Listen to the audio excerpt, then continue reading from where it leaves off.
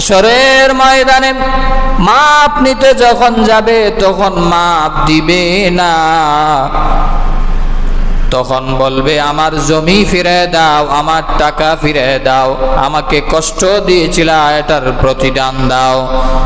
কিয়ামতের দিন কিন্তু এটাও চাইবে না, টাকাও চাইবে না, জমিও চাইবে না, সম্পত্তিও চাইবে না। কারণ হাসরের ময়দান, ওই কঠিন হাসরের ময়দান কিন্তু টাকার লেনদেন চলবে না, সম্পত্তির লেনদেন চলবে না, জাগার লেনদেন চলবে না। দুনিয়াতেই দেখেন না, বাংলাদেশের টাকা আমেরিকায় চলে না, বাংলাদেশের টাকা আমেরিকায় গেলে হয়ে যায় ডলার ডলার, আবার আমেরিকার ডলার লন্ডন গেলে চলে না, সেখানে গেলে হয়ে যায় পাউন্ড। এইভাবে আরব কান্ট্রিতে আসলে দিরহাম দিনার হয়ে যায়। তো বাংলাদেশের এক দেশের টাকায় যদি আরেক দেশে না চলে, কিয়ামতের দিন টাকা দিয়া কারো হক তুমি আদায় করতে পারবা না।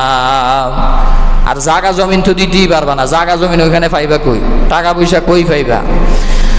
কিয়ামতের কঠিন ময়দানে ওই লোকটা ডাক দিয়া বলবে, যার হক তুমি মেরে খেয়েছো, নষ্ট করেছো, সে বলবে তোমার যত নামাজ আছে, হজ আছে, যাকাত আছে, দান সদকা আছে, তোমার নেক আমলগুলা আমাকে দিয়া দাও। আমার হক নষ্ট করার কারণে তোমার নেক আমলগুলা এর বিনিময়ে আমার আমল নামায় দিয়ে দাও।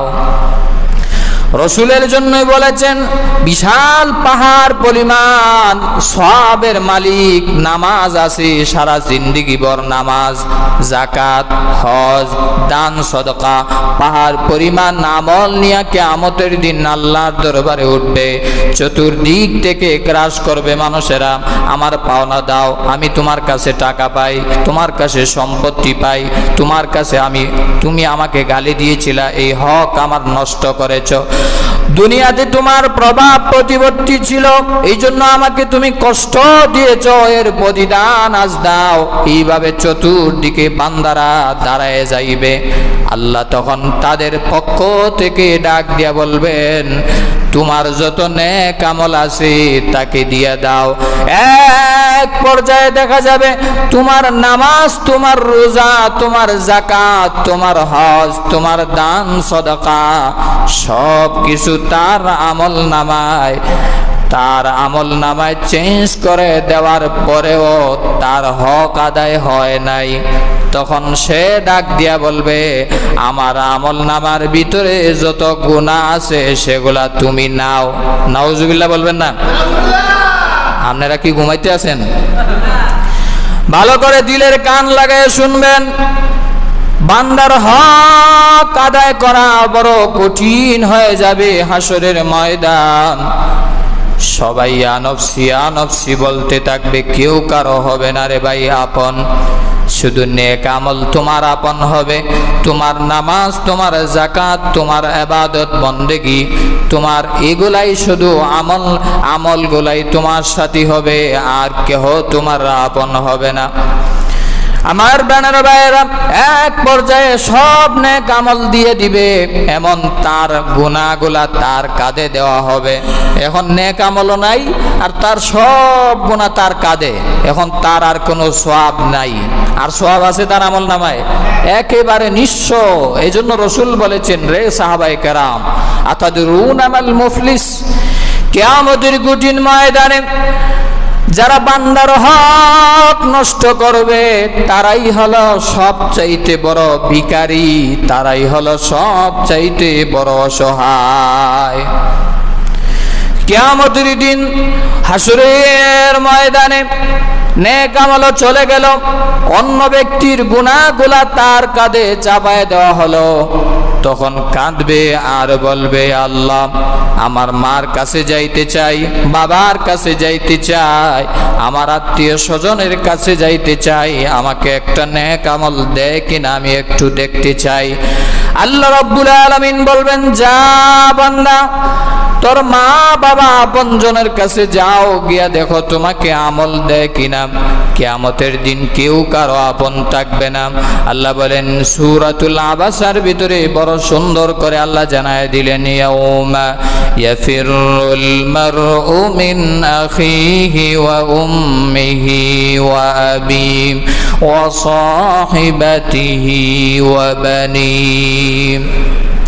কিয়ামতের কঠিন ময়দানে ডাক দিয়া বলবে, আল্লাহ আমার মায়ের কাছে যাইতে চাই, যেই মা জনম দুঃখিনী মা 10 মাস 10 দিন গর্ভে ধারণ করেছে, যেই বাবা কষ্ট করে পরিশ্রম করে দিনকে রাত করে রাতকে দিন করে মানুষ করেছে, ওই মা বাবার কাছে গেলে মনে হয় আমাকে একটা নেক আমল দিবে।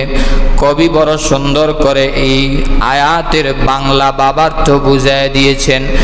বাবার কাছে গিয়া বলবে, আব্বা জান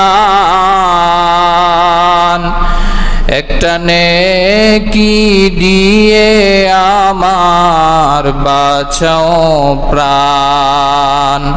বাবা বলবে, কে গো তুমি চিনি না, দুনিয়াতে আমার কোনো সন্তান ছিল না, দুনিয়াতে আমার কোনো সন্তান ছিল না। মায়ের কাছে গিয়া বলবে, আম্মা জান একটা নেকি দিয়ে আমার বাঁচাও প্রাণ। মা বলবে, কে গো তুমি চিনি না, দুনিয়াতে আমার কোনো সন্তান ছিল না, দুনিয়াতে আমার কোনো সন্তান ছিল না। স্ত্রীর কাছে গিয়া বলবে, বিবি জান একটা নেকি দিয়ে আমার বাঁচাও প্রাণ। স্ত্রী বলবে, কে গো তুমি চিনি না, দুনিয়াতে আমার কোনো স্বামী ছিল না, দুনিয়াতে আমার কোনো স্বামী ছিল না। কেনই বা এত মহব্বত, যার জন্য তোমার এত মায়া এত মহব্বত, যার জন্য দেশ থেকে বিদেশ গেলাম, টাকা পয়সা করি সব কিছুই করলাম, ওই স্ত্রীও তোমার আপন হবে না, বলবে আমার বিয়েই হয় নাই, আর আমি আপনি কে আইছেন। মা ডাক দিয়া বলবে, যেই মা আল্লাহর পরে পৃথিবীতে সব চাইতে বড় মায়া, ওই মা কিয়ামতের দিন বলবে, আমার কোনো সন্তান ছিল না, কে তুমি, তুমি আমার থেকে বিদায় হয়ে যাও। মাও পলায়ন করবে, বাবাও পলায়ন করবে, বন্ধু বান্ধব সবাই পলায়ন করবে। ওই কিয়ামতের দিনে একটা আমল নামা কেউ কাউকে দিবে না।